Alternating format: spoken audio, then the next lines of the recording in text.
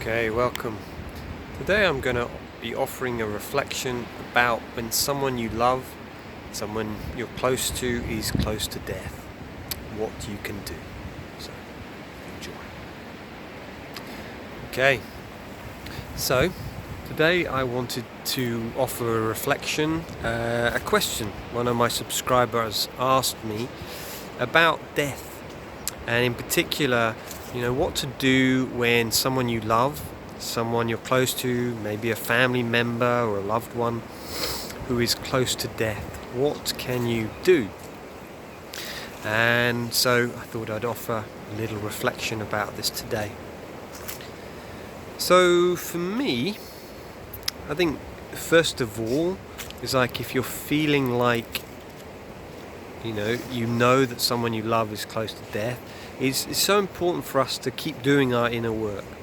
So one of the things to note is that people, when they're close to death, from a shamanic level, they are like almost straddling two worlds. So the tonal world, the kind of the physical world, and the spiritual world, the Nagwa.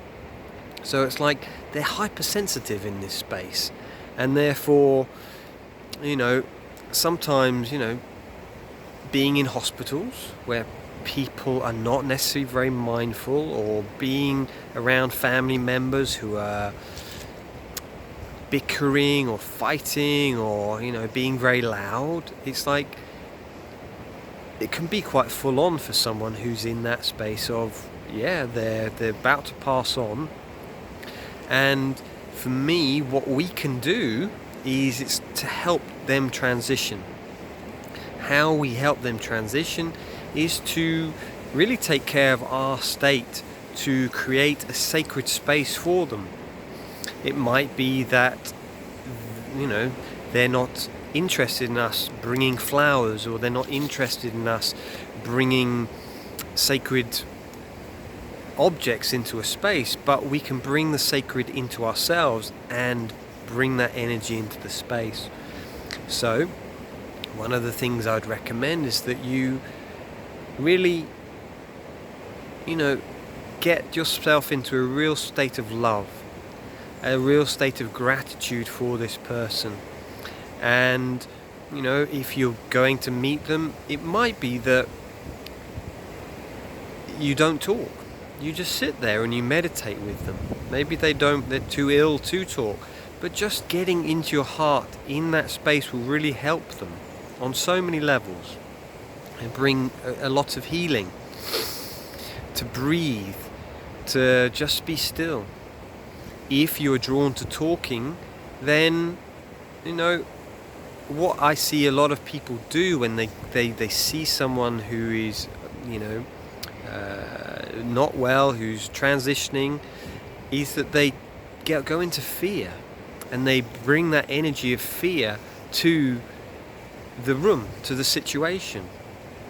And it can almost be quite painful for that person who's transitioning to have that weight, and you can almost see them recoiling.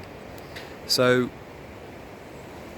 what I recommend is to really do your work, to bring that love.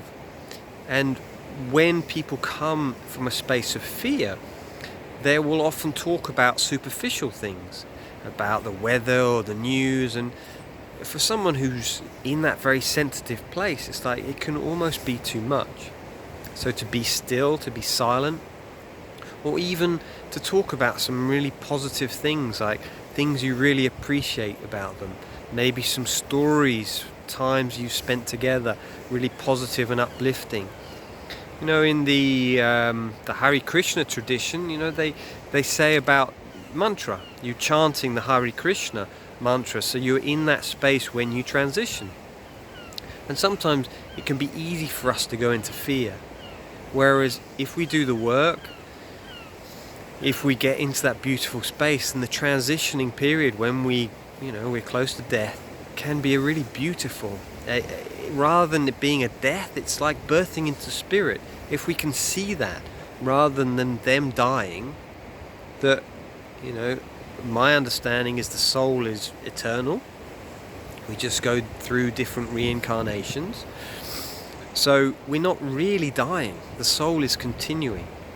And if we can bring that energy in, that energy of real love and of real appreciation, that we're seeing this person as being birthed into spirit. And a lot of what I'm sharing here comes from my wife, of when her mother died, when her stepfather died, how she was with them.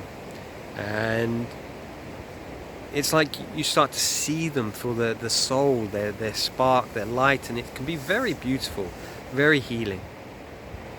So yeah, I think those are just some reflections really about death when someone's transitioning, and yeah, to look within. So what am I frightened of? And to do that inner work. That might be, for me, might be to tap, it might be to do some matrix re-imprinting, to go in and see some negative memories of when I was young I maybe lost someone and I still hold that charge, that fear. So I need to grieve, let that go, so I can be fully present for that family member who's dying. So yeah, just some reflection. So hopefully this has answered your question. So to see that you have a really powerful role to play if you have someone who's transitioning. It's like, great, I can bring great light, I can bring great joy, I can bring gifts, flowers, incense. It's like, bring my love, my presence, and therefore I can really help them to transition in a beautiful way. So I hope this helps, and yeah, many blessings. Take care. As always, please comment below any questions you have. Please do ask me. Okay, take care.